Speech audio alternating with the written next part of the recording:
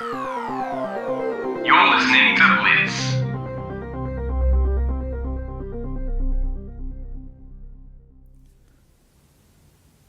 Okay, what I have here today is a Sharp 721 mini disc player. This one I got nice and cheap. It's got some problems. As you can see, this remote control cord has basically broken free, and yeah, it's not looking too good. Aside from that, the seller did actually say that it worked, although the battery doesn't hold a charge.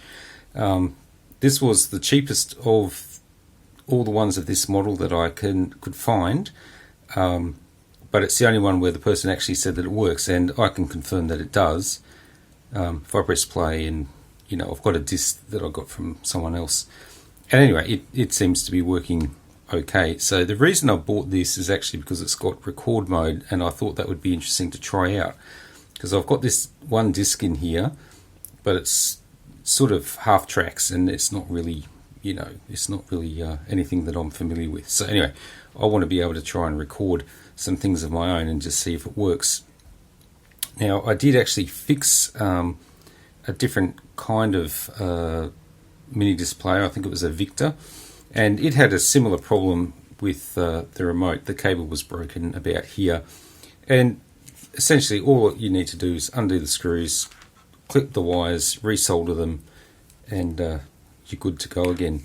So unfortunately, this is a little bit far from the end, and you can't easily get these sorts of cable ends. So I'm sort of stuck with, I'm just going to have to make this remote a bit short. Now, it does work obviously without the remote. You can just plug in the headphones into the part where the remote would plug into. It would go in there.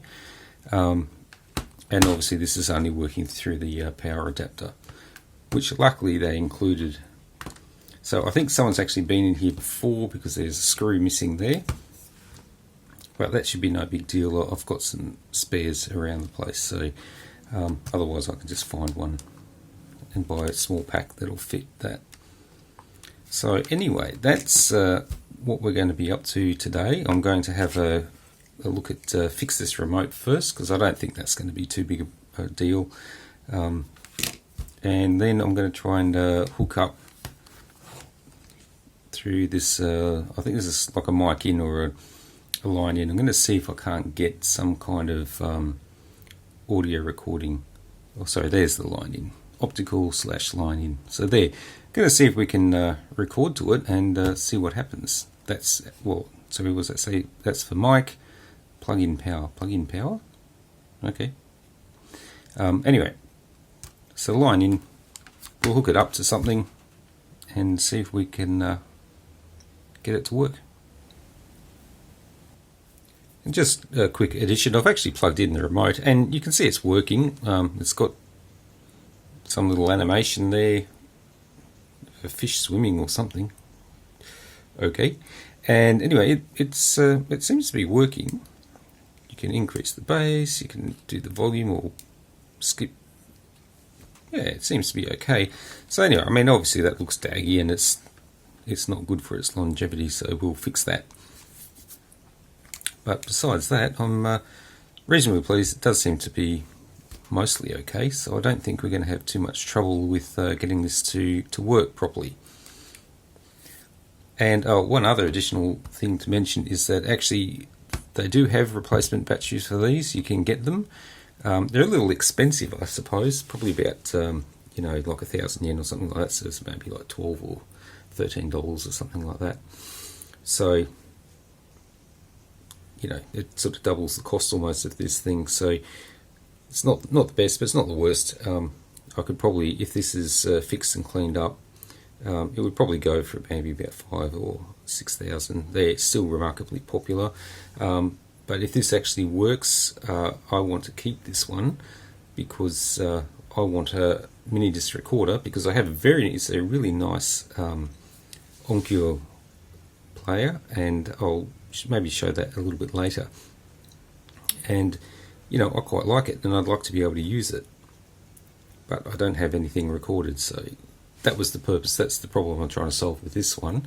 And the other thing is once I've actually seen the insides of this, I'll have a good idea as whether some of the other ones that are on for sale, which are all roughly about the same price, cosmetically look in much better condition. So, it might be worth buying one of those and, either doing a case swap, or maybe I'll have an idea of how we can go about fixing those. Okay, I've managed to get this apart. Basically, I needed to desolder this part here, which is connected to, something or other. Basically, it comes apart pretty easily. All these little flat ribbon cables have to be dislodged from their connectors, and then you're okay. One thing I did notice, wherever it is, there you go. There's a bit of a break there. Now, I don't know if I did that or if that was already there, but that may explain some of the issues that the person said that they were having.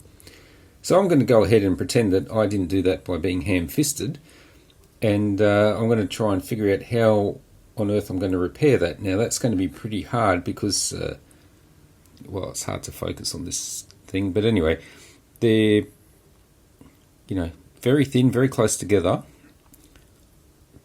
and it's right at a flex point, so it's going to be under like an incredible amount of strain. It's just impossible to sort of focus from this silly phone. But anyway, you get the idea. That's probably about 2.5 mil, 3 mil, something like that. So it's quite fine. It's going to be very fiddly. The other thing I'll need to do is maybe just lube up and grease these mechanism. It makes a bit of noise when it's doing its thing. So anyway, we'll fix that up, because I did try before just to record, and the only issue I had is that it seems to, it pretends to go through the process.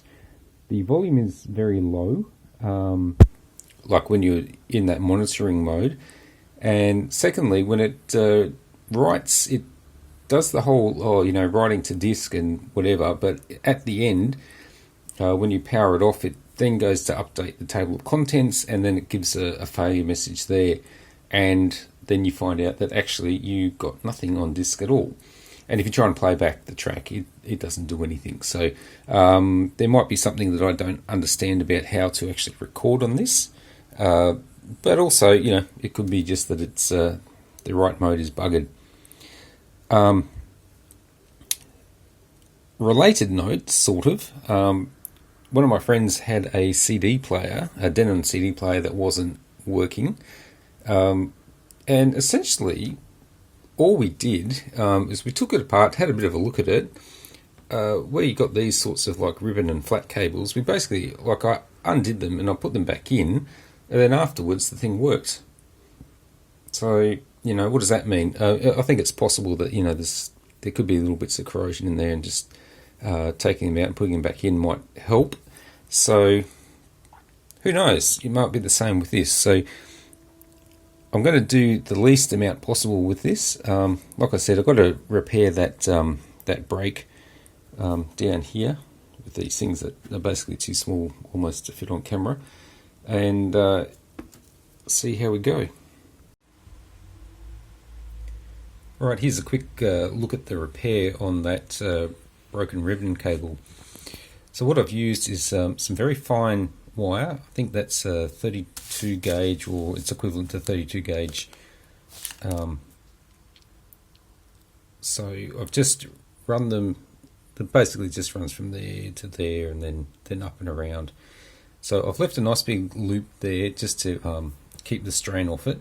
It might be too big. I don't know whether that's going to interfere. I don't know whether this is all going to actually fit back into where it's supposed to go.